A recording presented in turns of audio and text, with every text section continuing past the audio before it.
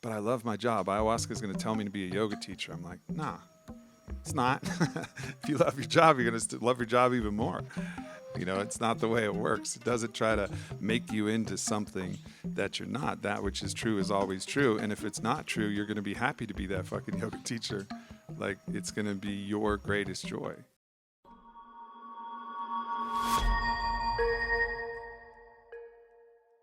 Sedona's last dance. But there's more dances. This is just Sedona's last dance. So let's take a couple deep breaths together.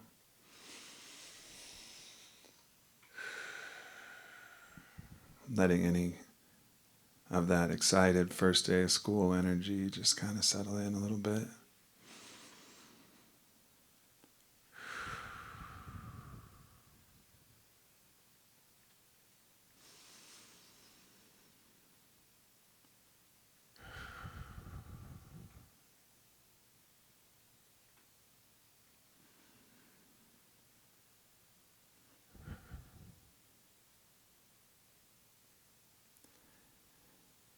It's a pretty magical thing when you feel the collective space shift and the collective energy moves from that bubbly, excited, kind of sparkly energy of the arrival into like the deeper grounding. And we're going to be navigating all of that different territory. So all of the different levels. Gabriel, this mic's a little hot. If you want to turn it down just a little bit.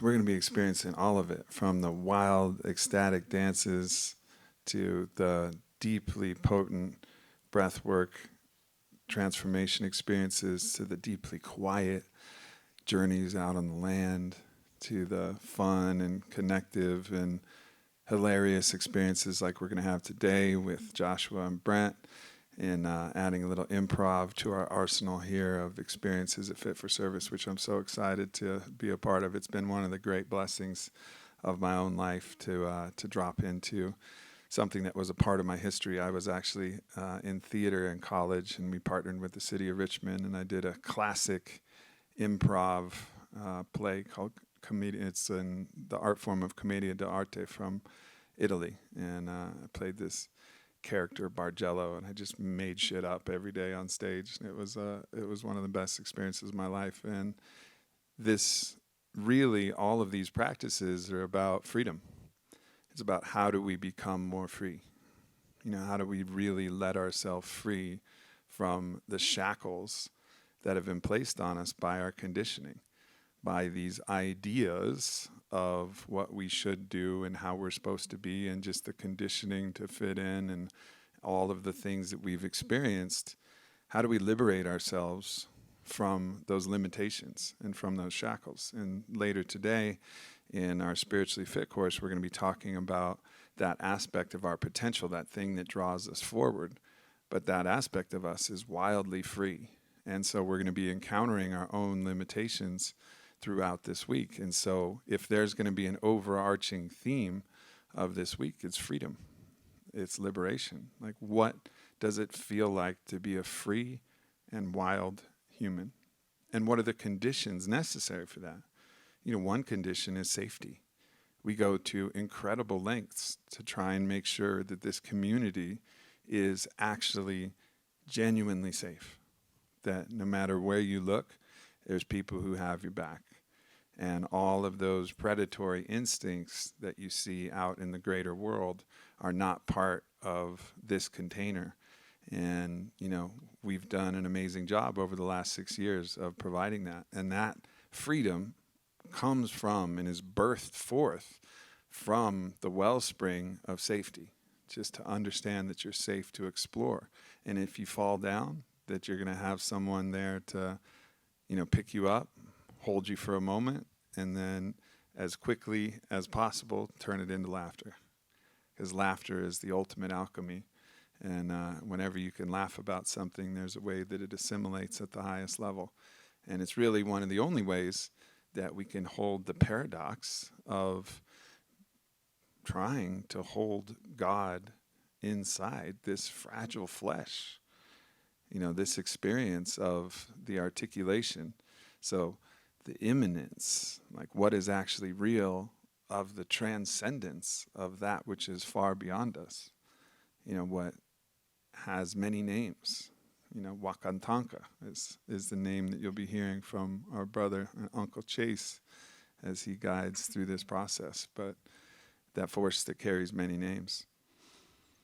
And so as we experience this freedom, as the overarching theme, what does that entail? The person that you arrived here as, the core key aspects of that person will always remain. That which is true is always true. This is a teaching that I find very valuable from my brother Paul Selig. And how many people have listened to any podcasts I've done with Paul? Yeah, a really, really clear channel. He says that which is true is always true, which is one of the funny things about those people who have a lot of trepidations about going to do ayahuasca. They're like, but I love my job. Ayahuasca is going to tell me to be a yoga teacher. I'm like, nah, it's not. If you love your job, you're going to love your job even more. It's not the way it works. It doesn't try to make you into something that you're not. That which is true is always true. And if it's not true, you're going to be happy to be that fucking yoga teacher. Like, it's going to be your greatest joy, like you and your own sovereignty. And of course, this is a world that is not all love and light and not all rainbows and butterflies. And I think if we haven't figured that out yet, we need to open our eyes and look around. There's an opponent. There's the opposite side of any polarity. Everything has its yin and yang balance. And so we'll talk a little bit more about that today. But that force is always looking for the opposite of freedom, which is control, right? So being aware of those forces internally that you've applied and learned and adopted that are seeking to control you and limit you from your free expression. And part of that freedom is also being able to trust yourself, right? The more freedom you have, the more that you have to trust yourself. Can you trust yourself to be free?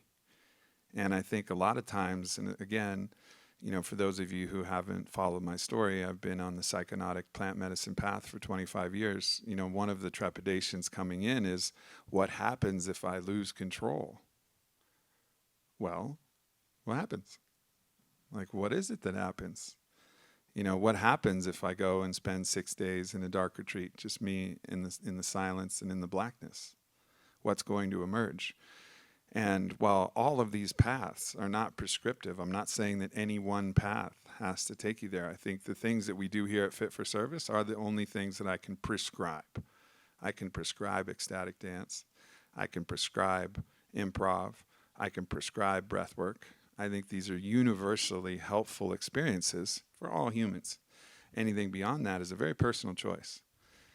But ultimately, we all have to look underneath the bed of ourself to see what monsters are there. Because if we're afraid of what's in our own mind and what happens when we're free, we're always going to be living this life that's not actually in the fullness of who we are. So trusting ourselves that we can handle this freedom. This is part of the process. The parents are there when you're a kid.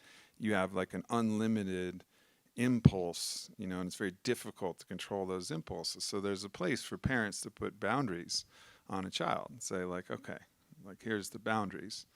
But as you individuate and become your own adult, you have to place in those own boundaries. And it doesn't mean that you don't have your own humility and you don't have your own balance of, all right, these are the bounds by which we'll follow. And we're going to talk about, some of those things in this idea that's coming through in the book that I'm writing. And it's about making good habits your religion, right? So patterning these things that actually help guide you in the best way possible. But ultimately, these constraints are here to provide the boundaries for freedom. So a lot of times people think that art is the just pure freedom, and it is, but it always has constraints. I always say that in poetry, for example, like, words are not the craft of the poet, they're the obstacle. They're actually getting in the way of the truth. They're the limitations that you have to express something that's really true and really powerful.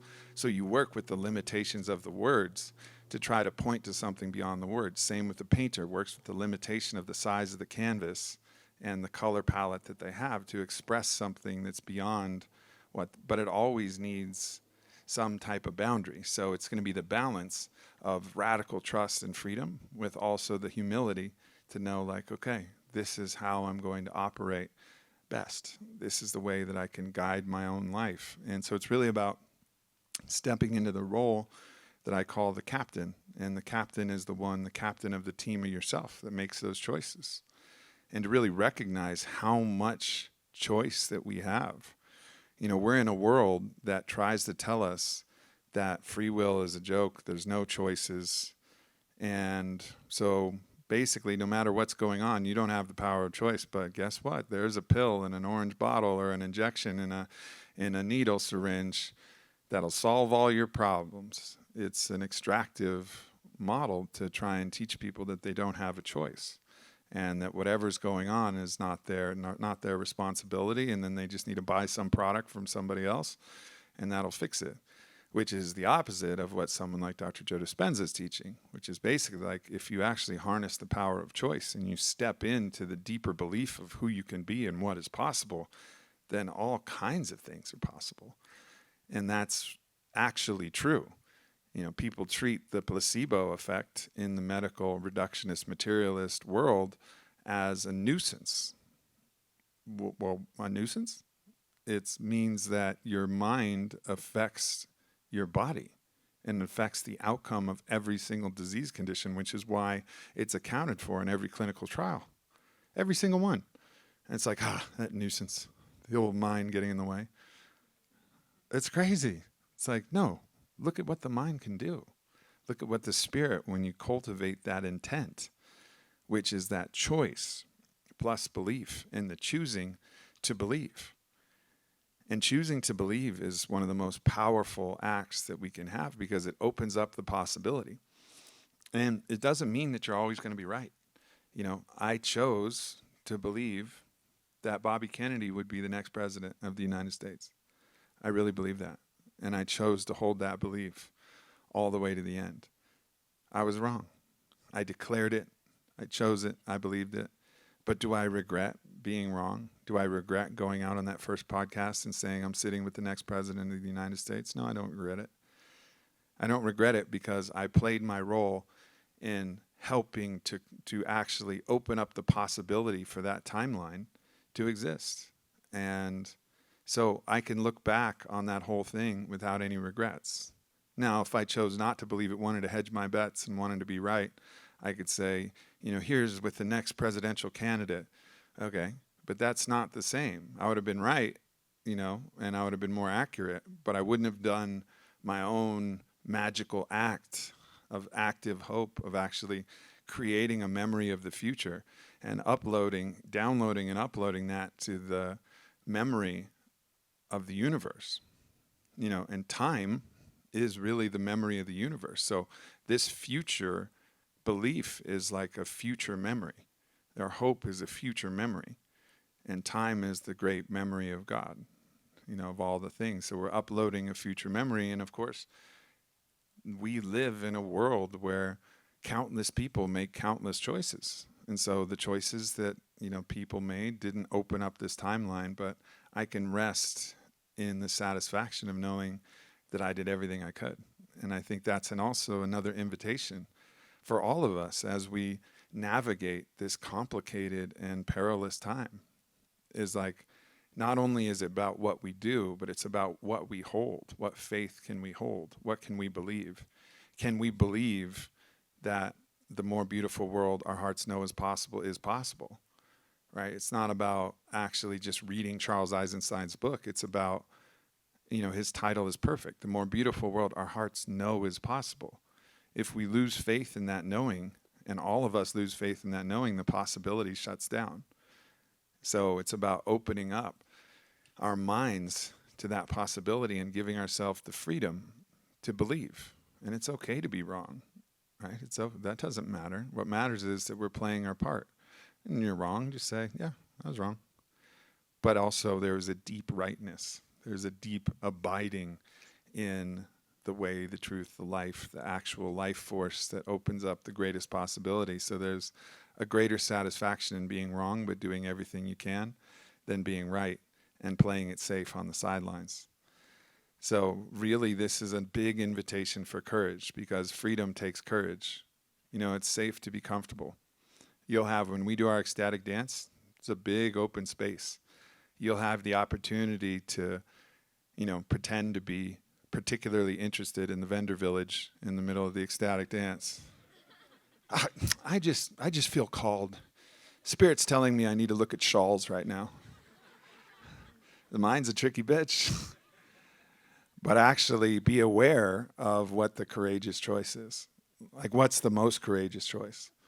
If you're hesitant to come up and talk to somebody, or if you feel yourself like with that constriction, be aware of it. So the first step is that awareness, that Anthony DeMello level of awareness, that Buddhic clarity.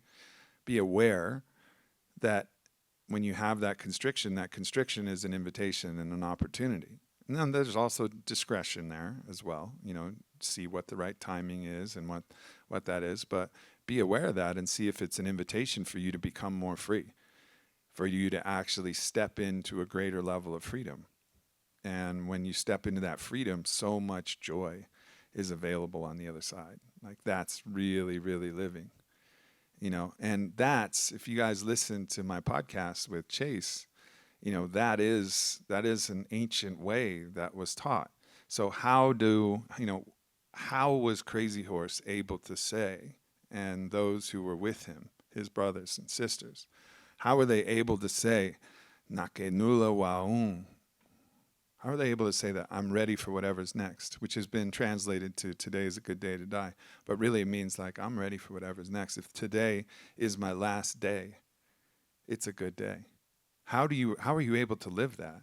Were you able to live that by living free and living and loving and laughing and crying? It's not playing it safe. Like, that's not the way that you have that attitude. If you read Bronnie Ware, who is a palliative care nurse, if you read her top regrets of those who are dying, the number one regret is worded exactly this way: I wish I would have let myself be more happy. So people at the end of their life are recognizing, oh, fuck, I had a choice. I could have chosen to be more happy. I could have chosen to orient my energy and my attention to those things that actually brought me deeper into contact and intimacy with life, what Mark Gaffney would call eros, which is that ever-deepening intimacy, seeking more complexity. Like, I could have chosen to step into that rather than to fixate on what my hair looks like or what's going on this different thing, or this thing that you're annoyed about, or this justification to have some resentment towards your partner so that they owe you and you're keeping score in some tally. And we've all been there. We've all played these silly games. But what about choosing to be happy? What about like taking the power of our choice back? And sometimes that means you have to take small little steps. I call it the lily pad strategy. Like, all right, what's the next best step? So if you find yourself kind of frozen in the ecstatic dance, for example, what's the next best step? Just start moving. Maybe it starts with a wiggle, right? You just start wiggling and you exaggerate the wiggle a little more, and then you start doing weird shit, and then all of a sudden you're dancing, right? Like, it takes that. And sometimes it's just taking some deep breaths. And sometimes it's doing the courageous thing. Sometimes it's just choosing to shift your attention. And this isn't about bypassing. A lot of times we do need to feel the feelings, especially the feelings of grief. Like, grief is not, especially for, I'm a poet, and I identify as a poet. I've always identified as a poet. My first poetry book's coming out real soon. I got final manuscript coming. Thank you very much. Caitlin's as well. We're going to be launching hopefully in December. But the spirit of the poet is the one who wants to feel, right? Like, the opposite of pleasure is not pain. And for those of you who are in Spiritually Fit, you know the answer to this, but so don't answer. What's the opposite of pleasure? Yep. But what's another way? But that's a good one. It's very close. Comfort and comfortably numb. is something that Pink Floyd said, right? There is a numbness to the comfort. It's not pain.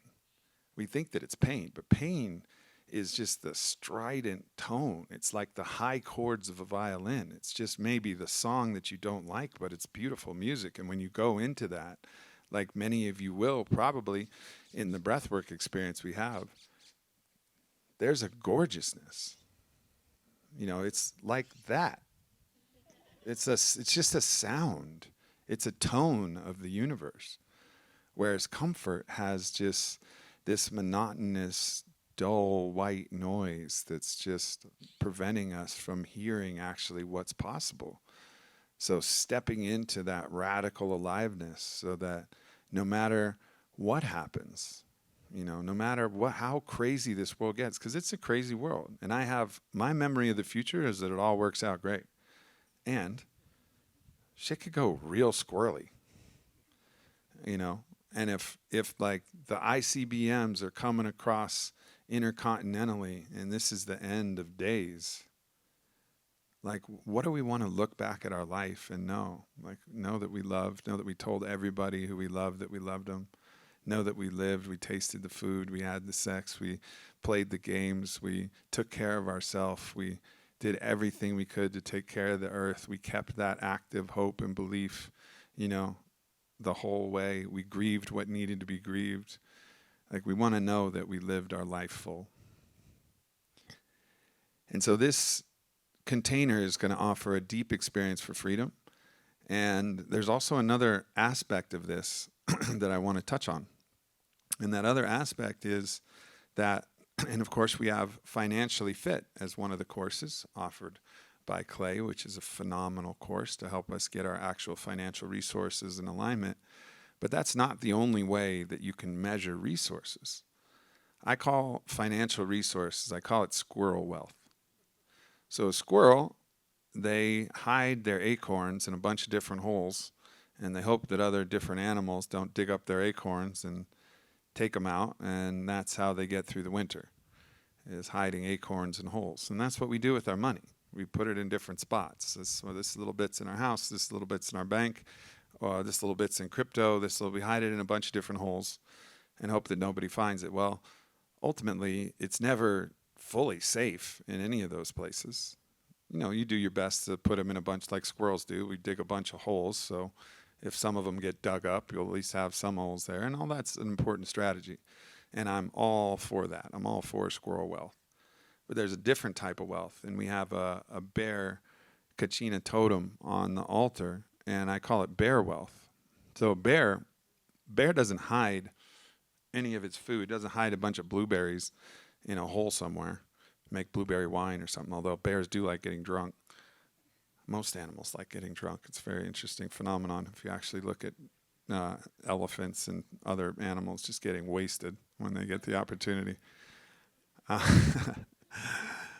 But I call it bear wealth. Where does a bear store its wealth? Where does a bear store its resources? On its body. Bear wealth. So bear wealth is about how much life force, vitality, how much work you've put into yourself, but also it's about your community of allies. Like who's there with you? Who's your ride or die rosary? And, throughout the week, you'll see myself and Caitlin and Kyle and Eric and Vailana, potentially wearing our beaded necklace, which we've talked about in previous Fit for Service summits, which represents another aspect of our ohana, of our sacred family. And that's just one ring of concentric circles of allies that are a part of our life that nobody can take away. No matter what happens, they're always available. No matter if every worst case scenario shows up, there's not a single bead on that necklace where I couldn't say, hey, shit got real bad. I need to come crash on your couch and I need some food. Like every one of them. I could be in, Wyra's home or Kyle's home or Caitlin's home and Eric's home, and every single person would just be like, okay, for sure. Just like I would for them. It's a wealth that is another level of safety. and this part of like being ambitious and going for what I call going for your win and really going for it. All of us like, I got to pay the bills. I got to do all this. And I understand all that shit's real. I'm not pretending that that's not real.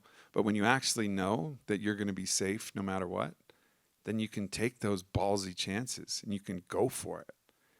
Because if you don't, you'll end up regretting it. I remember my stepmother's father, name's Bill Rifkin. And Bill Rifkin had a chance to play Major League Baseball. But of course, he would have had to work his way up through the minors. He was starting to get a family. The money wasn't good. He would have been on the road. From his 70s into his 90s, all the time, once a week when he was around, he would just say, I wish I would have given it a shot. Like, I wish I would have given it a shot. Because he never got to know. Like, could I have played ball? Like, could I have played for the Yankees, maybe? Like, could I have done that? And he'll never know the answer to that question, and it haunts him. It, haunts him to this very day. And yeah, things might have gotten hard. He might have had to lean on some other people. He might have had to go to his extended family to take care of things. But we're actually safer when we realize it and we have that bare wealth. We're safer than we realize. And from that point of safety, we can take bolder choices. And then those bolder choices can open up our most beautiful life possible. So that's one way I want you guys to think about wealth, is this is a great opportunity to actually bring wealth into your own body, a wealth of knowledge and experience and growth. And also bring in connections to a community. Like an unbelievable amount of businesses, relationships, children, all kinds of things have come out of these fit-for-service containers from people just connecting with each other. Like, so much is possible, more than you even imagine, if you open yourself up and really take the initiative. And yeah, we'll have some things where we'll guide you guys to interact with each other, but just take those choices, like trust your instincts. One of the things that Chase will be talking to you guys about when he leads you on the land journey is to just follow your instincts, to listen to spirit. So open up that faculty while you're here and just kind of listen and look around and allow yourself to be guided to these places. Think of the whole thing like an adventure where the synchronicities of spirit weaving through, it's always working, and it's going to be working here in this container all week. So just listen to those possibilities and see what's available there and see what births from it. And don't have any expectations, but just listen. And if you get a really strong feeling, then you can even express that strong feeling. And sometimes it'll be like, well, that's weird or whatever. I remember when, when I met Alana, who's here, and many of you know her, I got a really strong message to reach out to her. And I was like, hey, this is kind of embarrassing because it's super woo-woo, but I got like a message from spirit to reach out. And like, I expect her to be like, hey, weirdo, fuck off. But she was like, woo-woo's the water I swim in. And I was like, sick. And she's become such a powerful, sacred ally and a part of the core essence of the Ohana. From that moment where I was just in the gym, I get a message, get on your phone, go to this app, send this message. And I was like, okay. And I was like, fuck, this is awkward. But it worked out, and it works out in those different moments. I got that same message in 2008 when I got this message from Spirit that was like, you're supposed to be friends with Joe Rogan. And I'm like, how the fuck am I going to make that happen? Like, all right, I'm listening, but like, how? So I just thought about it, and this is where the mind starts to work with the spirit. I was listening, and then I was a marketing director for my stepdad's company, which is also, some of you may know the story, but my stepdad's company was the Fleshlight. That's the appropriate response over there from Vailana. So I was marketing director for the Fleshlight. And in 2008, you got to recognize that Joe Rogan just started his podcast. There was no podcast advertising. It didn't exist. It wasn't a category. The whole category was young. So I approached him, and I was like, hey man, the Fleshlight wants to advertise on your podcast. And he was like, okay. He had no advertisers. So he's like, okay. And I was like, yeah, it's all set. You know, like the deal's done. But just to finish it off, just need like 30 minutes to have some coffee with you, and then it's good. So I made that whole play. Now it ended up working out great for Fleshlight, but I created a whole situation based on this 30-minute coffee, which ended up turning into a 4-hour dinner, which then turned into, hey, you should come on my podcast. And then, you know, I was on his podcast 17 times over the next decade. And that deep friendship and the creation of Onnit. But it was Spirit gave me a message, and then I listened and figured out the most ridiculous way, but it was the only way that I knew how to make it happen. And then real magical things happened from that. And so, you know, listen to the messages, and also don't be attached to them, you know, and also have the discretion, because a lot of times, you know, there'll be countless messages that'll come through that are not clarified. And so having the discretion to know which messages are clarified, and always holding those with a certain sense of humility, you know, being humble enough to be like, okay, this is a message, but I don't know if this message is coming from my own desire or whether it's actually a clarified message. So it's the humility of having the discernment and knowing, you know, and then also having the boldness to actually step forward. You know, because I see also a lot of people on the receiving side. Joe's gotten a lot of those people like, hey, I know we're supposed to be friends. He's like, yeah, I'm sure. And honestly, I get a lot of that same thing. You know, like I had this vision in ayahuasca, like we're supposed to be brothers. And I'm like, okay. And if so, and sometimes it's turned out to be true. Sometimes it's been like, fuck. But typically it doesn't come with that kind of direct action, right? Like I didn't meet Joe for coffee that day and it's like, hey, Joe, I got a message from God that we're supposed to be friends. I was like, I'll play it cool, bro.